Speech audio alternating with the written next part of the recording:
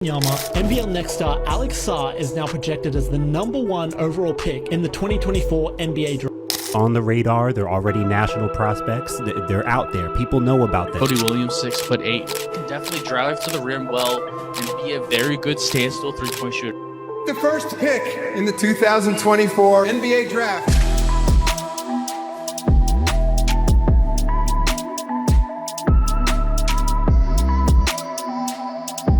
Alright, so the 2024 NBA Draft Lottery has finally concluded, and we now know who's picking with the #1 overall pick in the NBA Draft. It's going to be the Atlanta Hawks, who had a 3% chance of doing so before the lottery. So what is going on, everybody? How is everybody doing today? I am very, very excited for this post-draft lottery full first-round mock draft that we are going to be doing today. The Atlanta Hawks are now on the clock. And this draft lottery did not change the unpredictability that could happen on draft night. We could see anybody go #1 still, in my opinion. We could still see maybe our first trade of the #1 overall pick since the 2017 draft. Remember when the Celtics traded down from 1 to 3 with Philadelphia? Sorry, Sixers fans, to remind you of that, but that could happen with Atlanta here if they don't love the fit of Alex Sarr, who is going to be the projected #1 overall pick. ESPN still is kind of pushing the Reese Shea hype, which could still happen because of his ball handling ability. He could space the floor, but for Atlanta, I don't think Onyeka Okongwu is a franchise center. Like, he's good, don't get me wrong, and it's a shame we never really got to see Okongwu as the full-time starting center because they drafted him when they had Clint Capella, then they extended Clint Capella,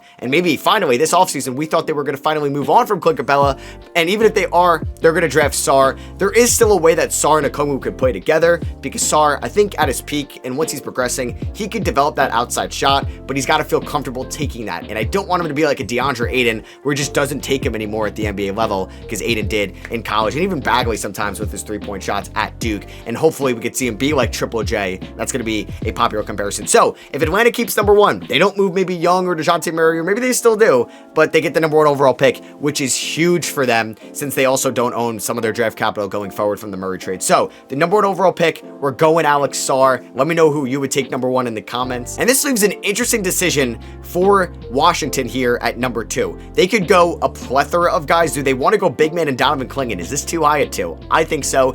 Do they want to go Nikola Topic, who in my opinion is the second best player in this class, or #3 right now, up there with Ron Holland?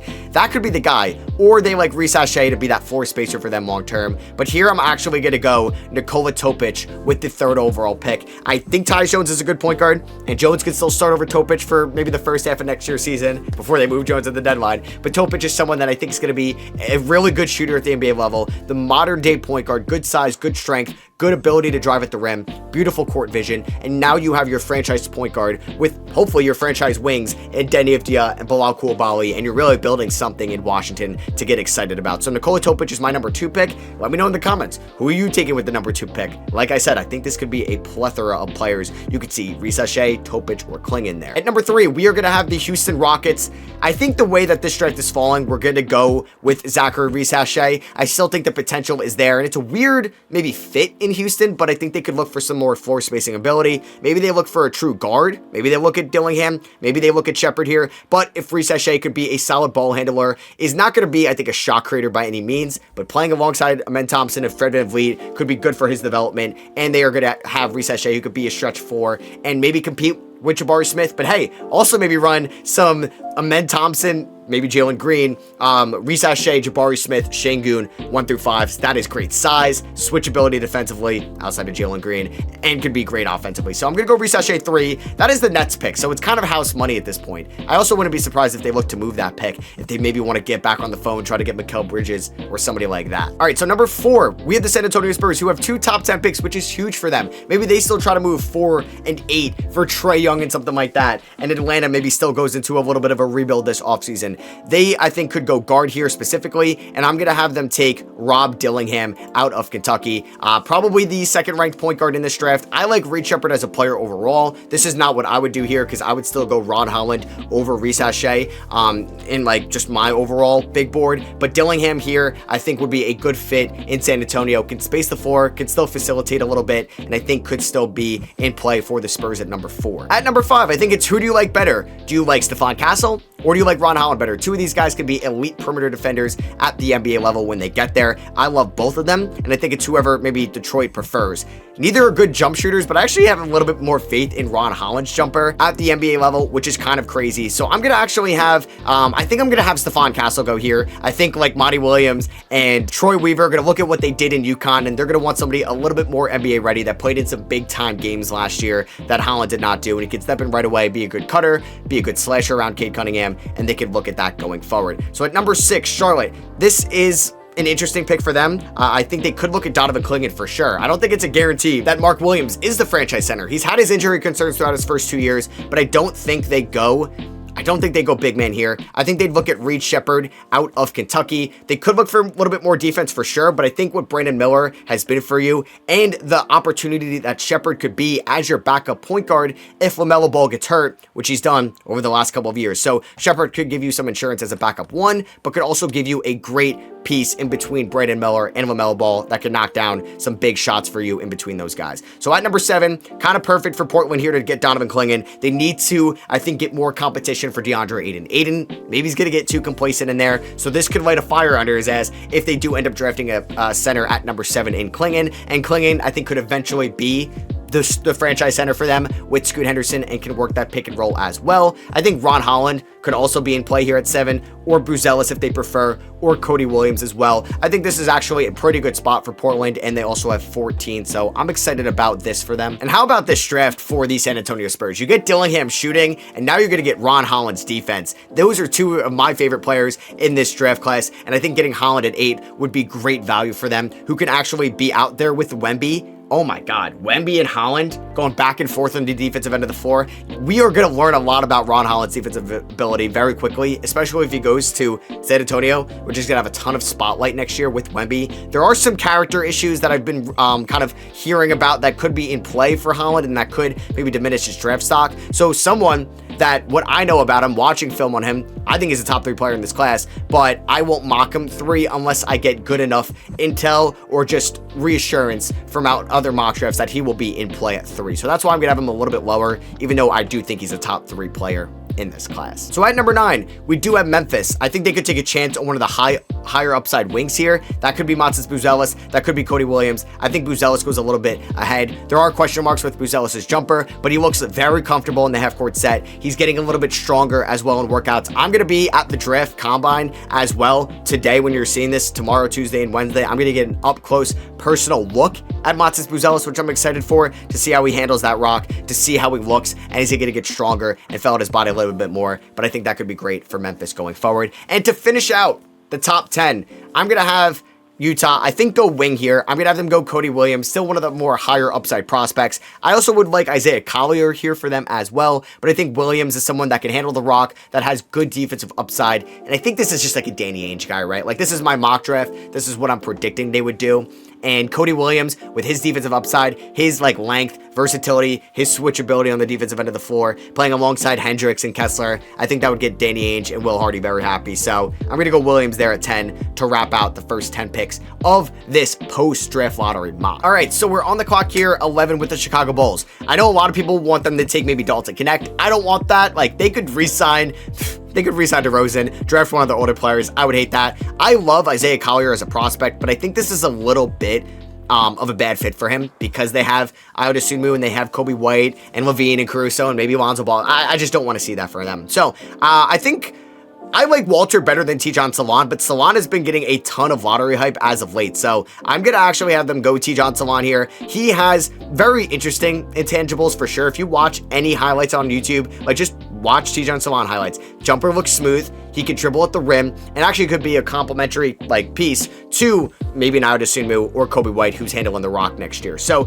I like Salon's upside there, and I think like Tyler Smith could be in play. I mean, I love that, but mocks are predictions, not what I would do. At 12, we have the OKC Thunder. Let's go Dalton Connect here, right? Like, they could still make a trade this offseason for a big. Let's replace this Gordon Hayward role with somebody on a 4-year contract that loves the big moments. He like thrived in those at Tennessee this past season. He plays so hard, is a big competitor, and could be perfect for this OKC team next year. So I'm gonna have Dalton Connect go to OKC. At 13, we got the Sacramento Kings.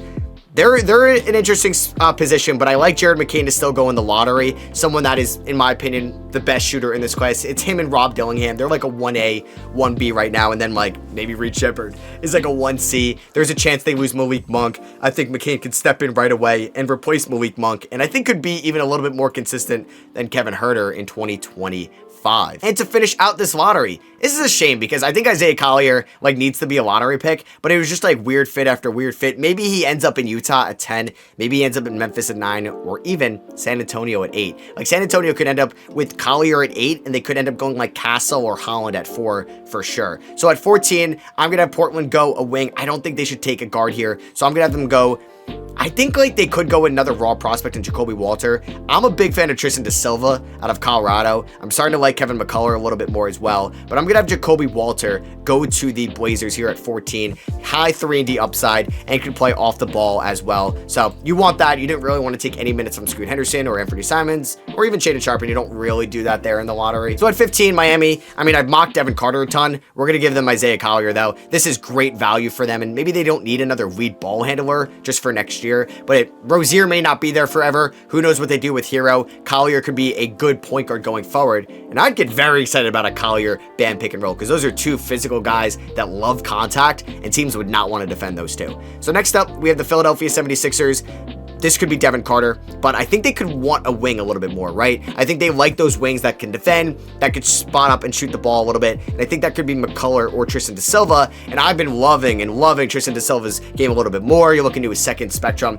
synergy, advanced statistics. I love them. I got a hold of them, and this dude can flat out ball. The advanced numbers love him, and I think DeSilva is going to be a top 20 pick 100%, and is being a top 15 player for me in this class right now. So we're on the clock here, 17 with the New Orleans Pelicans. I mean, they could look at a big man here. I like the idea of Tyler Smith for them here at 17, someone that can handle the ball like a wing, and he's a 6'10", 6'11" big man. He can rim protect. He has a beautiful looking jumper. You guys know that I love Tyler Smith in this class, and I think this would be great value from New Orleans at 17, but even if that's the Lakers, I think it will be. I think the Lakers are going to get that pick. I still love Smith to the Lakers there at 17. So that means at 18, we're going to have Orlando get Devin Carter in this draft. One of the better guard shooters in this class out of Providence. He's not 16 feet tall.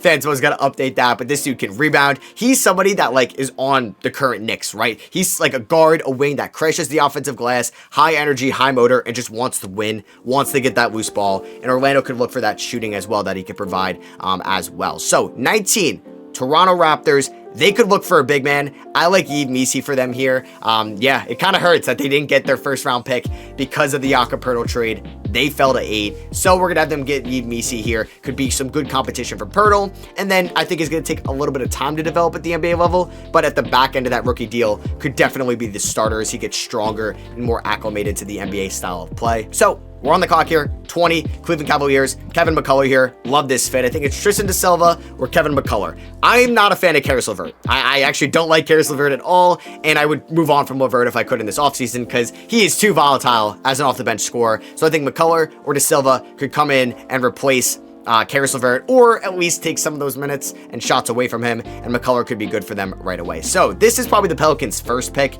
We have Smith going to the Lakers there.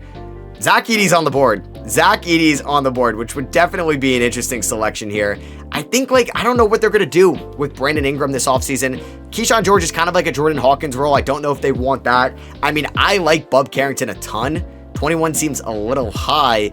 Is this where I got Zach Edey going? I don't think so. I don't think I'm going to have Zach Edey go here. I think I'm going to have Filipowski go. I'm not a huge fan of Filipowski, but I do think he's going to be a top 20-ish pick in this draft. I don't think he's going to be a good defender. I actually think him and Edey are kind of close on the defensive end of the floor, but I think Filipowski gives you a little bit more offensive upside because he's more mobile, better ball handler, and could maybe knock down a 3 or 2 at the NBA level. 22, I'm starting to love this pick more and more. I guess they're probably going to trade this pick. That's what Matt Ishbia kind of came out and said, that they're most likely going to move this pick. But let's have Tyler Kolek go to the Phoenix Suns. This team desperately needed a lead ball handler in the playoffs. And I know you got Booker, I know you got Beal. They do him dirty with this photo, but Kolek could be somebody that could set up this offense that is old right away, that could come in and lead this team, move KD back down to the 4. You got Beal and Booker on the wings now. And then you still got to figure out the upgrade at the center spot because I'm not a huge fan of Yusuf Nurkic. But we're going to go Kolek there, 22. We got the Milwaukee Bucks at 23. Let's get them some 3-and-D guys, right? Keyshawn George can come in right away, be a solid defender. I think the shot to be where you want it to be is probably going to come on the back end of that rookie deal.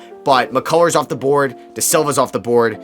I don't know where Zach Edey goes. Like, Zach Edey could go here as well, but I'm going to have George go to the Bucks. And that leaves us with the Knicks here at 24. I love 2 guys for them here. I believe they're going to have back-to-back picks. We're going to get some shooting, and we're going to get some defense. Something, you know, Tibbs loves. Johnny Fairfield with the first pick here. Someone that will definitely benefit from being in the G League, but he can come in, eventually be someone with great size, great half-court potential to be a solid shooter. Off the ball, on the ball, even his pull-up shots I think could be good eventually. I thought he was going to stay another year at Kansas, but he could come in and be somebody that's, you know, a cost-effective shooter for the Knicks. And let's get some defense. Ryan Dunn's an elite defender. He is. And even if his shot is like a Matisse Thybulle, who cares at the end of the day in this draft class? Let's get somebody that is an elite defender that Tibbs would fall in love with, that could just switch. Oh my God, I think this would be a perfect Knicks pick. I feel like they're going to move one of their 2 picks. They just got blown out by the Pacers, so who knows where they're going to be picking with their own selection if they get bounced by Indiana. But either way, I think like your Jalen Tysons, Furfies of the world could be in play for some shooting. Keyshawn George as well if he's on the board. But getting Ryan Dunn defensively off the bench could be huge for the New York Knicks and just seems like a Tibbs guy going forward. So we got the Washington Wizards here at 26. I mean, they're a team that ended up like going Topic here too. If they went wing, I think Bub Carrington could have been in play. So I'm going to have actually Zach Edey go to the Wizards here at 26. I feel like maybe ownership would be enticed by Zach Edey and his college numbers. And this is a team like, this is from the Gafford trade. Let's get a center in return. And Edey could actually put up some good statistical numbers in Washington and may actually be one of the more better fits going forward. So I'm going to have Edey go to the Wizards here at 26. And that is the main player return for Daniel Gafford. 27 Minnesota, I want them to get a backup point guard, Bub Carrington, maybe a little bit kind of raw as a prospect immediately in the NBA level. We'll see if that shot's going to be consistent. He's going to have to work on his shot selection for sure, but I think Carrington could be that backup point guard and maybe even groomed to be the starting point guard by the end of his rookie deal, with Morris being a free agent this year and Mike Conley only getting older. And the dude plays in a long sleeve sometimes. If he does that at the NBA level, that'd be kind of sick. Like, we got Scoot in the goggles last year. Let's get Bub Carrington in the long sleeves. We got to bring some of those different styles back, right? So we got the Denver Nuggets at 28. There's a lot of guys that I think could scream Denver Nuggets to me right here. But Komi Dadiet, I think his floor spacing ability and his quick jumper from France is going to earn him a first-round pick. I just started diving into this guy's film a few weeks ago, and I'm in love with it. I think scouts are going to fall in love with it, and I think he's going to rise up draft boards as we get closer to the NBA draft. So I'm going to have him go to the Nuggets here at 28. I'm starting to like this fit a ton. We got the Jazz at 29. There's a couple guys that I still think could go in the first round. Terrence Shannon, Jalen Tyson, Khalil Ware, Bobby Klintman. We also got Deron Holmes as well. And for Utah at 29, we had them go Cody Williams. We went Cody Williams earlier. So maybe we go guard. Maybe we go big. You know, let's get Jalen Tyson. Let's get some more shooting there. I do think Tyson is, I'm not a huge Terrence Shannon guy, and I wonder if the character things from Shannon push him out of the first round, which is definitely a possibility for sure. I know he played well statistically throughout the Big Ten tournament and earlier in the March Madness, but I do think some things will be in play for him not to go in the first round. And we have the Celtics here at 30. They need a backup big. I'm not sure if they're going to be able to re-sign Xavier Tillman. Luke Cornett is fun and all, but I think we need somebody with a little bit more athletic ability and rim protection in Khalil Ware. So that is my first mock draft post the 2024 draft lottery. Let me know what you guys think of it in the comments below. Did you like the pick that I made for your team? Did you dislike it? Do you think Alex Sarr is the consensus #1 guy, or would you take somebody else #1? We have so many questions that need to be answered, and I'm so excited for this draft cycle, and I'm so happy that we finally know the draft order. So yeah, thank you all for watching. I love you guys, and I'll catch you on the next one. Peace.